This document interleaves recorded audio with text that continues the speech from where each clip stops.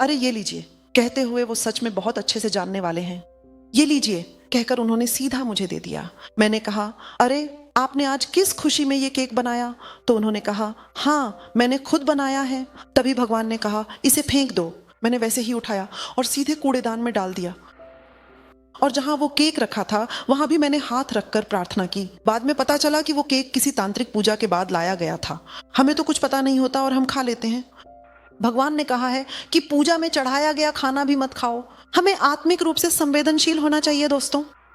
जब आप इतने सजग होते हैं तो पवित्र आत्मा की उपस्थिति महसूस कर सकते हैं और आसपास मंडराते शैतान को पहचान सकते हैं, वरना अज्ञानता में आपको कुछ समझ नहीं आएगा। ऐसे में बस अन्य भाषाओं में प्रार्थना करते रहें। जब आप उपवास और प्रार्थना करते हैं तो पवित्र आत्मा की उपस्थिति बहुत शक्तिशाली रूप से आती है। इसी तरह आप जीत हासिल करते हैं।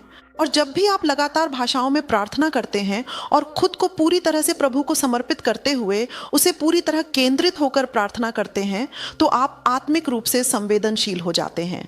तब आपको यह समझ में आने लगता है कि हमारे घर में ऐसी घटनाएं क्यों हो रही हैं, हमारे परिवार में यह समस्या क्यों आई है, इस मौसम में परमेश्वर हमें यह आशीर्वाद क्यों देना चाहते हैं। और जब आप उस आशीर्वाद को प्राप्त करते हैं तो आपको यह भी पता चलता है कि उस धन को आपको कहां प्रवाहित करना है। इस तरह की बातें आपको समझ में आने लगती हैं। अगर आप इस तरह जागरूक रहते हैं तो आपकी प्रार्थना का स्तर भी बदल जाता है। आप उच्च स्तर पर प्रार्थना करने लगते हैं। आप स्वर्ग के द्वार खोलकर परमेश्वर की इच्छा को ग्रहण करके वह प्रार्थना करने लगते हैं जिससे उसकी इच्छा जल्दी पूरी हो सके।